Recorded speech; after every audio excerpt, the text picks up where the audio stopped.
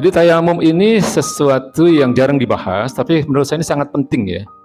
Karena tayamum ini bukan hanya karena tidak ada air sebenarnya penyebabnya, tetapi banyak di antara kita hari ini pun, saat ini, saudara-saudara kita yang ada di rumah sakit misalnya, itu mereka tidak bisa tersentuh air kan? Ya, kadang ada sakit yang membuat seseorang tidak boleh tersentuh air, sehingga sakitnya bisa menjadi parah misalnya. Atau dalam keadaan terluka, dalam keadaan diinfus, dalam keadaan demam. Nah ini banyak sekali hari ini. Ya, jadi bukan hanya karena tidak ada air. Kita jarang membahas karena kita sehat dan setiap hari mudah ketemu air, begitu ya. Nah, sekarang ini saudara-saudara kita yang di rumah sakit, ya mungkin ada yang pernah mengalami, saya pernah mengalami, ya, ketika diinfus, ketika badan demam. Nah itu kena air itu mungkin akan membuat kita menjadi lebih parah. Nah di sini dibutuhkan pemahaman kita tentang tayamum. Ya, jadi karena kalau tayamumnya nggak benar, tayamumnya salah, salatnya juga menjadi tidak sah. Ya, jadi diperlukan pemahaman yang kurang lebih sama lah ya dengan pemahaman kita tentang wudhu, ya, termasuk juga tentang fikih salat misalnya. Ya, jadi tayamum ini adalah berwudhu dengan debu, ya, berwudhu dengan debu. Jadi sebelum saya membahas tentang syarat-syarat sahnya tayamum, kemudian rukun-rukun tayamum dan sunnah-sunnahnya, hari ini kita akan bahas 3 hal itu, Pak. Ya, syarat sahnya tayamum, rukun-rukun tayamum, dan sunnah-sunnah tayamum. Ya, sebelum kita bahas itu, kita akan bahas dalil-dalilnya dulu, Pak. Jadi dalilnya sama dengan ayatnya ya. Ayatnya sama, yaitu surat Al-Maidah ayat 6. Ya, ketika bicara tentang wudu, di mana Allah Subhanahu wa taala berfirman, "Falam tajidu ma'an fatayammamu sha'idan thayyiban famsahu biwujuhikum wa aydikum minhu." Jadi kalimat ini ada sama persis di ayat di surat An-Nisa ayat 43. Ya, itu juga berbicara tentang wudu dan berbicara tentang tayamum juga. Ya. Maka jika kamu tidak memperoleh air, tidak bisa mendapatkan air, fatayammamu sha'idan thayyiban. Maka bertayamumlah dengan sha'idan thayyiban. Sha'idan itu segala hal yang ada di atas permukaan bumi. Nah, di sini dimaknai debu. Thayyiban yang bersih, yang suci. Ya, famsahu biwujuhikum wa aydikum minhu. Lalu usaplah wajahmu dan tanganmu dengan debu itu.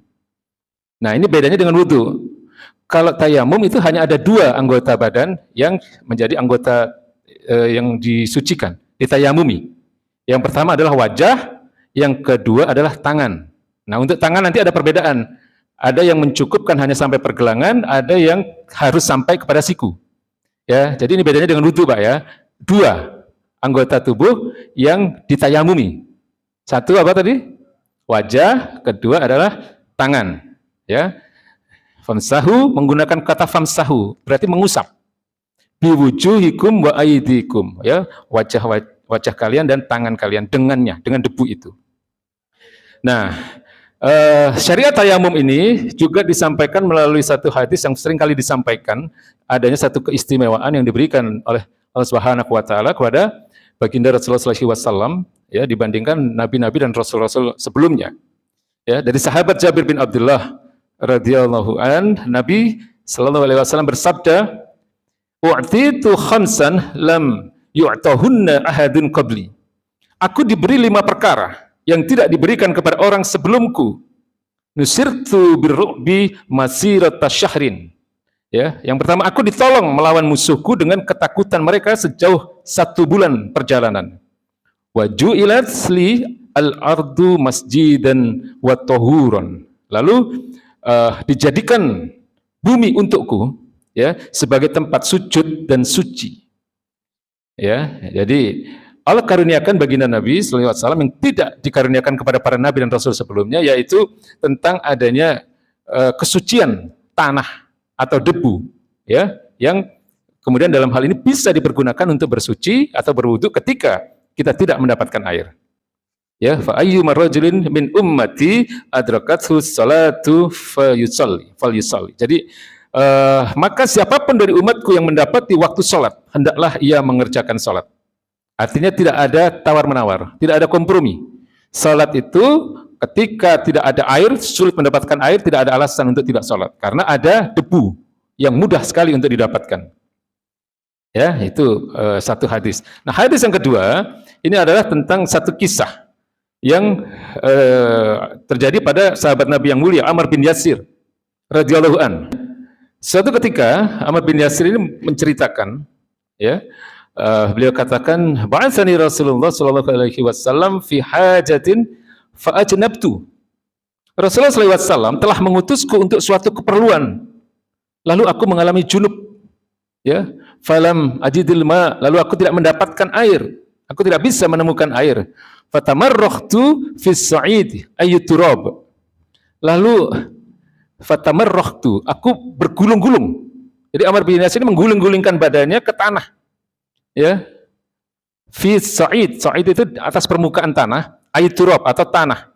Kama tamarragud dabbah, sebagaimana berguling-gulingnya ad-dabbah. Ad-dabbah. Di Quran beberapa kali disebutkan apa ini, Pak? Binatang melata. Kalau membersihkan tubuhnya kan berguling-guling di tanah. Ya. Tsumma ataitu Nabi sallallahu alaihi wasallam fadzakartu dzalika lahu. Lalu kemudian aku mendatangi Nabi sallallahu alaihi wasallam dan kuceritakan peristiwa tersebut kepada beliau. Ya, lalu Nabi mungkin kalau kita bayangkan beliau tertawa atau senyum gitu ya. Lalu beliau mengatakan, faqala innama kana yakfika an taqula bi yadayka hakada. Ya, lalu Nabi bersabda, ya Ammar, sebenarnya kamu cukup menepukkan tangan kamu begini. Ya, jadi Nabi menepukkan tangan ke tanah begini, Pak. Ya, kedua telapak tangannya ditepukkan ke tanah. Summa daraba bi yadayhi al-ardha darbatan wahidatan. Jadi menepukkan tangan ke tanah itu sekali. Ya, darbatan wahidatan. Summa masaha shimal 'ala yamin. Lalu kemudian beliau mengusap bagian artinya mengusap dengan yang bagian kiri kepada bagian yang kanan. Wa zahiru kafaihi wa wajhahu. Ya, lalu beliau mengusap bagian tangan kiri kepada tangan kanan dan punggung kedua telapak tangan serta wajah beliau. Ya, jadi setelah beliau menepukkan tangan begini, beliau mengusapkan tangan kiri kepada tangan kanannya begini, Pak. Ya, nanti ini kita bahas, ada yang mencukupkan sampai pergelangan saja, ada yang sampai ke siku. Ya. Nah, jadi dalil pertama adalah begini bunyinya. Lalu ada dalam riwayat Bukhari yang lain disebutkan kalimat terakhirnya summa masaha bihima wajahahu wa kaffaihi. Lalu kemudian dengan kedua tangan beliau itu beliau mengusap wajah dan telapak tangannya. Jadi wajah dulu baru telapak tangan. Ya, jadi ini beberapa dalil yang terkait dengan persoalan tayamum ini. Jadi sebelum kita sampaikan secara agak lebih detail, kita akan sampaikan dulu syarat-syaratnya dulu lah, ya, sebagaimana kita bahas ketika kita bahas wudhu yang lalu. Ya, jadi syarat sahnya tayamum tentu adalah harus Islam. Ya, yang nggak Islam ya tayamumnya nggak sah. Ya, kemudian akil balik, anak-anak belum diwajibkan tayamum, ya, sebagaimana wudhu. Kemudian yang membedakan dengan wudhu, tayamum itu harus sudah masuk waktu sholat. Jadi kalau bapak-bapak nggak ada air sekarang atau dalam keadaan uzur, ya tidak boleh terkena air, bapak mau tayamum sekarang untuk sholat isya nanti tidak bisa, karena belum masuk waktunya. Berbeda dengan wudhu yang menggunakan air yang normal. Ya, kita wudhu tadi sebelum maghrib, ini bisa dipakai untuk maghrib sampai isya nanti selama wudhunya tidak batal. Tapi kalau untuk tayamum, ini ketika bertayamum itu harus sudah masuk waktu sholat. Ya, jadi dan ini disepakati, ya, seluruh mazhab. Ya, jadi harus sudah masuk waktu sholat. Ya, jadi syarat yang berikutnya adalah adanya uzur untuk menggunakan air. Seperti tadi saya katakan, ya, misalnya dalam keadaan sakit, ya, ada air tapi jauh banget, ya, ngambilnya butuh waktu lama dan berkilo-kilometer, ya, atau ketika mengambil air itu ada bahaya. Ya, sehingga dalam keadaan darurat air itu tidak bisa digunakan dan seterusnya. Jadi artinya ada uzur untuk bisa menggunakan air tadi, ya, atau mendapatkan air, atau benar-benar tidak ada air, tapi harus dicari dulu airnya. Jadi enggak asal aja tayamum, tidak bisa, karena kalimatnya tadi kan bunyinya falam tajidu ma'an, jika kalian tidak mendapatkan air. Ya, jadi benar-benar tidak ada air. Lalu berikutnya, sebagaimana saya katakan tadi, kalau selain mazhab Syafi'i, mazhab Hanafi mensyaratkan adanya niat ya pada syarat sahnya tayamum ini. Tapi sebenarnya sama saja, Pak. Karena apakah ada di syarat atau apakah ada di rukun, niat ini tetap harus ada.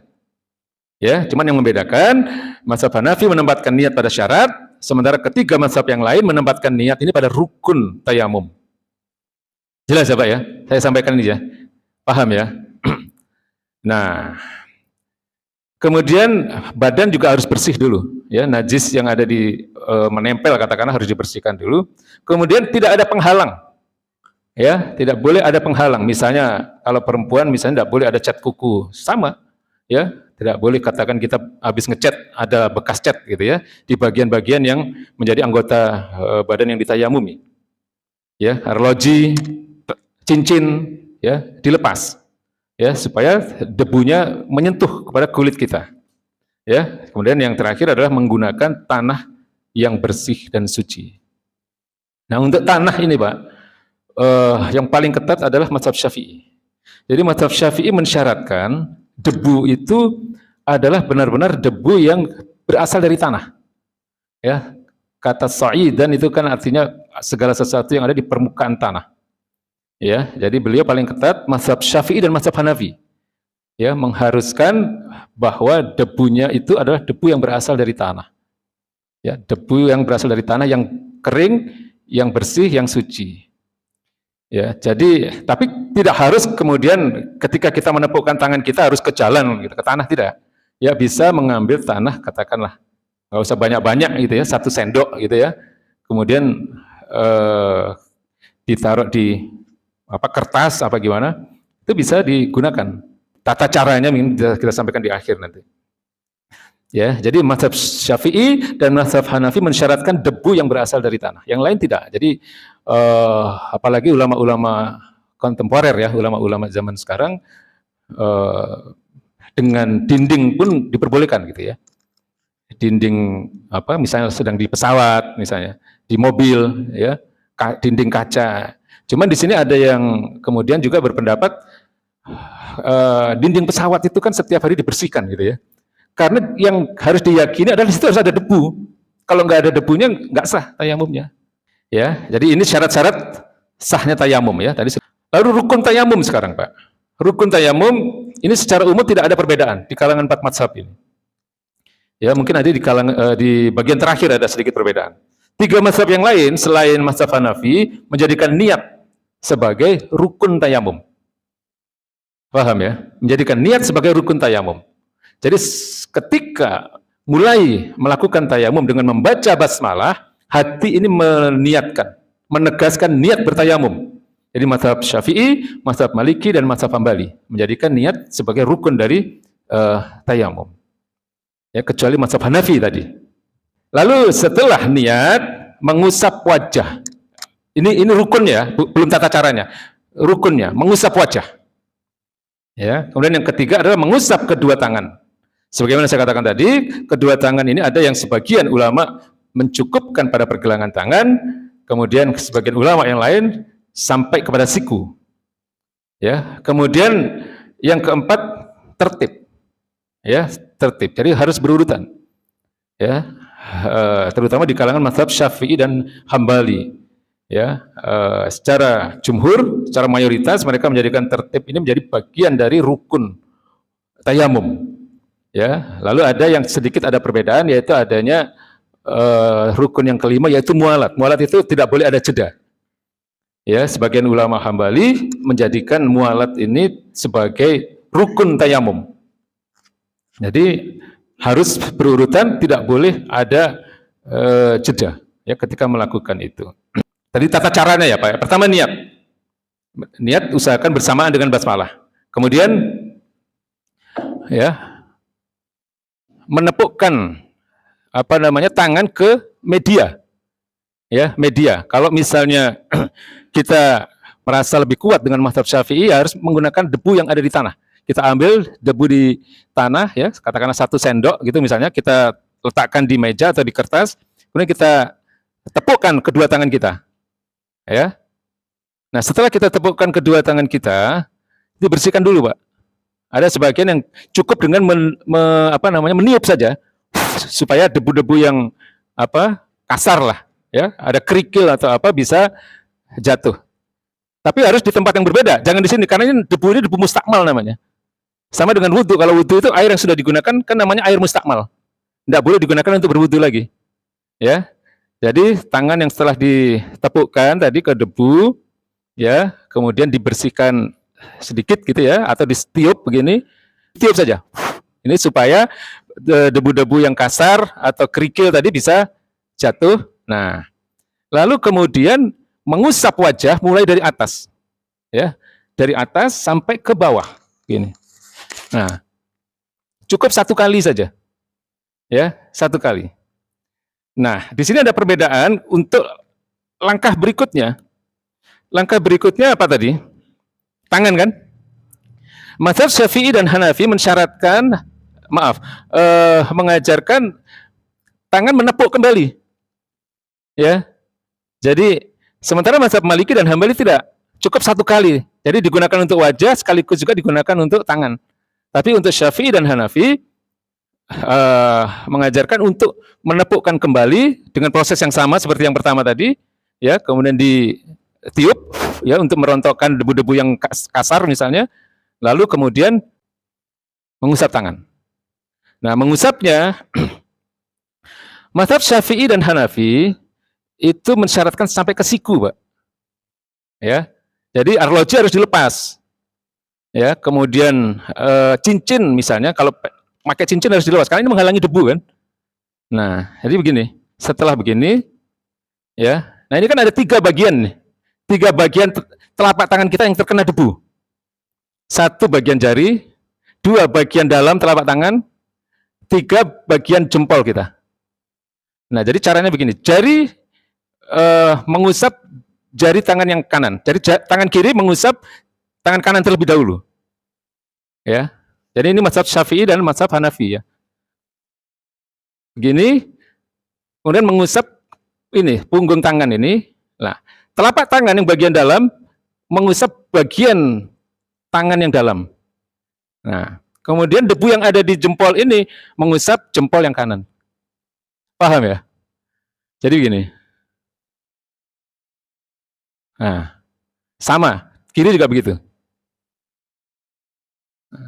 Jadi jari untuk jari, telapak tangan untuk bagian dalam sini, ya, kemudian debu yang ada di jempol untuk jempol juga. Ya, jari untuk jari, telapak tangan untuk bagian dalam, ya, jempol untuk jempol. Setelah kanan, kiri. Jadi tangan kiri membersihkan yang kanan dulu, terus tangan kanan mengusap yang kiri. Sudah, ya. Jadi wajah dan telapak tangan, ya, mengusap, ya, bukan membasuh atau bukan ini karena bahasanya famsahu, ya. Nah, ini mazhab Syafi'i dan Hanafi. Untuk mazhab Maliki dan Hambali tidak harus sampai ke siku, Pak. Ya, jadi mereka mencukupkan hanya sampai kepada pergelangan tangan saja, ya. Jadi setelah menepukkan tangan ke ke media lah, katakan ya begitu, mendapatkan debu, lalu membersihkan tangan kanan dengan tangan kiri begini, cukup sampai sini. Nah, yang kanan juga begitu. Nah, ya, tangan kiri dibersihkan dengan tangan yang kanan dengan menggunakan debu tadi. Ini mazhab Maliki dan Hambali. Jelas ya, Pak, ya? Saya ingin menyampaikan ini supaya insya Allah, ya, mudah-mudahan sih kita nggak sampai gitu ya sakit yang parah sehingga kita tidak terkena kewajiban sholat sehingga kita harus bertayamum, tapi kita tidak paham cara tayamum itu. Ya, karena kalau tayamumnya nggak benar, ya, itu sholatnya juga nggak sah. Ya, sholatnya juga nggak sah. Ya, kita terlepas dari beberapa perbedaan tadi, yang penting kita pahami adalah rukun-rukunnya, Pak. Ya, dan syarat-syarat sahnya tayamum tadi. Ya, syaratnya kita pahami semua, ya, tadi saya jelaskan, kemudian rukunnya. Ya, adapun tentang adanya perbedaan, ya, terserah kita mau menggunakan yang mana. Ya, setelah selesai, ya, membaca doa sebagaimana wudhu tadi. Ya, hukumnya sunnah, ya. Asyhadu la ilaha illallah wahdahu la syarikalah wa asyhadu anna Muhammadan abduhu wa rasuluh. Kemudian doa tambahan dari hadis riwayat Tirmizi, Allahumma ja'alni minat tawabin wa ja'alni minal mutatahhirin. Ya, setelah itu salat. Ya, jadi syarat dan rukun sudah. Jadi beberapa hal itu sebenarnya sunnah saja, ya, tapi ya sangat baik kalau kita lakukan. Misalnya membaca basmalah, itu sunnah hukumnya di depan. Ya, mendahulukan yang kanan. Nah, itu pun juga sebenarnya sebagian menghukumi sunnah. Ya, tetapi tartibnya itu menjadi bagian dari rukun. Jadi setelah wajah, tangan, gitu ya. Kemudian mualat itu berkesinambungan, tidak ada jeda. Menghadap kiblat ini juga sunnah-sunnahnya. Ya. Dan satu lagi perbedaan, Mbak, yang ingin saya sampaikan ini penting juga ini. Mazhab Hanafi itu ketika berniat untuk tayamum, mazhab Hanafi ini agak berbeda dengan tiga mazhab yang lain, di mana menurut Imam Hanafi tayamum itu berfungsi sebagai pengganti wudhu, ya. Jadi dia berfungsi juga sebagai penghilang hadas, berbeda dengan tiga mazhab yang lain. Kalau tiga mazhab yang lain, tayamum itu adalah dalam kondisi darurat, artinya dia tidak menjadi penghilang hadas, tapi hanya agar kita boleh melaksanakan sholat, dalam rangka agar diperbolehkan melaksanakan sholat. Artinya apa? Kalau mazhab Hanafi, tayamum itu berfungsi seperti wudhu, bisa digunakan untuk beberapa kali sholat fardu, Pak, selama wudhunya tidak batal. Nah, ini mazhab Hanafi, ya, karena fungsinya sama dengan pengganti wudhu dia. Berbeda dengan tiga mazhab yang lain. Mazhab Syafi'i, Hambali, dan Maliki hanya tayamum itu fungsinya adalah sebagai agar seseorang itu diperbolehkan untuk melaksanakan sholat, agar tidak hilang kewajiban melaksanakan sholat tadi, ya, mubihan lis sholat, jadi diperbolehkan untuk melaksanakan sholat. Sehingga ketika tayamum itu hanya digunakan untuk satu kali sholat fardu saja, ya, meskipun wudhunya tidak batal, misalnya, ya, ketika mau melaksanakan sholat fardu berikutnya dia harus tayamum lagi kalau belum mendapatkan air. Paham nggak di sini kira-kira bedanya? Ya, jadi kalau mazhab Hanafi itu diperbolehkan tayamum itu untuk berkali-kali salat selama tidak batal. Ya, tapi kalau mazhab Syafi'i, Hambali, dan Maliki, ya, itu berfungsi sebagai agar bisa melaksanakan salat saja, tidak berfungsi sebagai penghilang hadas. Bedanya paham ya? Hanafi dengan tiga mazhab yang lain, ya, fungsi tayamum tadi.